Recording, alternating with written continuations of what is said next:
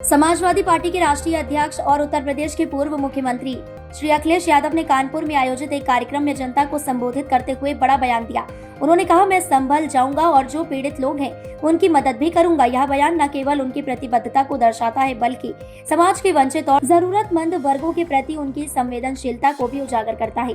अखिलेश यादव ने अपने संबोधन में उत्तर प्रदेश सरकार की नीतियों और पुलिस प्रशासन पर भी सवाल उठाए।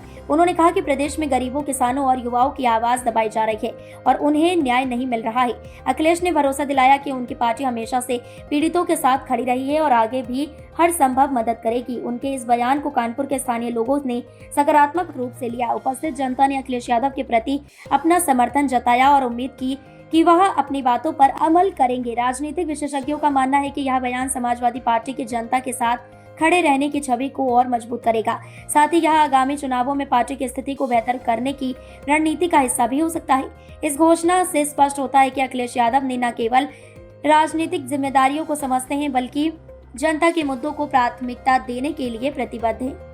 मैं संभल भी जाऊंगा और जो पीड़ित लोग हैं उनकी मदद भी करूंगा। और मेरे पत्रकार साथी, आपसे बेहतर कौन जानेगा यमुना किनारे क्या हुआ है। एक पत्रकार के पूरे कपड़े उतार दिए थे, याद है कि नहीं याद? तो ऐसे माहौल में हम और आप लोग हैं। संभल के लोगों की मदद हो, उनको न्याय मिले और उसके लिए हमें चाहे लोकसभा में सवाल उठाना पड़े या लगातार हम लोगों को उसके लिए लड़ाई लड़नी पड़े, हम लोग संभल के लोगों को न्याय दिलाना चाहते हैं। उन्हें न्याय मिलेगा।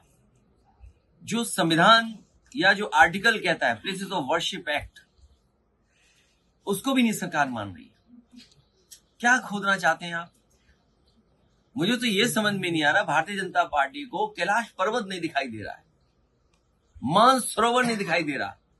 इन भारतीय जनता पार्टी के लोगों से कहो कि चलो मानसरोवर की ओर, चलो कैलाश पर्वत की ओर, हम आपका साथ देंगे। हो अगर हिम्मत उनमें हो, उनमें बहादुरी, तो चल के दिखाएं। ये कमजोर पे अन्याय कर सकते हैं, ताकतवर के ये पैर छूते हैं, ताकतवर के आगे सामने झुक जाते हैं। अभी लोकसभा में विदेश मंत्री ने जो स्टेटमेंट दिया था चीन को लेकर के, सबसे पहले मैं खड़ा हुआ, कहा कि रेजांगला जो मेमोरियल है उसके बारे में क्या कहना चाहते हो आप? सरकार रेजांगला मेमोरियल के बारे में नहीं कह पा रही। मैं आपसे कहता हूं, ये जितने भारतीय जनता पार्टी के नकली देशभक्त घूम रहे हैं उनसे पूछिए, चीन की सीमा पर रेजांगला जो मेमोरियल बना था, चीन की फौज ने आकर के तोड़ दिया। क्या ये भारतीय जनता पार्टी के लोग उसी जगह पर रेजांगला मेमोरियल बनवाएंगे कि नहीं बनवाएंगे? और मैं ये दावा करता हूं आपसे, भारतीय जनता पार्टी के लोगों का कोई जवाब नहीं होगा।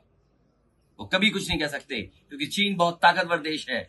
भारतीय जनता पार्टी की हिम्मत नहीं है उनके लोगों को कि जाकर के कुछ अपने रेजांगला के बारे में कह दें, कैलाश पर्वत के बारे में कह दें, मानसरोवर के बारे में कह दें। और मैं आज आपके सामने कह रहा हूं, ऑन रिकॉर्ड कह रहा हूं, वो दिन आएगा जब चीन आपको मानसरोवर नहीं जाने देगा, कैलाश पर्वत की ओर नहीं जाने देगा, क्योंकि उन्होंने बड़े पैमाने पर मिसाइल्स का कारखाना वहां लगा दिया है। ये बात अगर गलत है तो बीजेपी के लोग कहें आकर के। केवल 12 किलोमीटर सड़क बनी थी, नेपाल ने आपके खिलाफ खड़ा कर दिया था। नेपाल को चीन ने लिपू लेक को लेकर के 12 किलोमीटर सड़क बनी थी, अगर आपको याद हो, नेपाल को आपके खिलाफ खड़ा कर दिया था। ये बीजेपी के लोग केवल कमजोर पर अन्याय कर सकते हैं, ताकतवर के सामने ये झुक जाते हैं। चीन के खिलाफ नहीं बोलेंगे, क्योंकि इन्हीं के लोग सबसे ज्यादा कारोबार चीन से कर रहे हैं। तो ये सवाल बड़े हैं जिसका जवाब बीजेपी के पास नहीं है, बीजेपी के पास जवाब नहीं दे सकते हैं। और मैं तो कहूंगा पत्रकार साथी, आप भी चलना कैलाश पर्वत की तरफ, मानसरोवर की तरफ, हम सब लोग चलेंगे। आगे आगे बीजेपी वाले, पीछे प्रेस वाले, और प्रेस वालों के पीछे समाजवादी लोग चलेंगे, जिससे आप लोग लौट ना पाओ, आपको धक्का देकर के पहुंचा गया है।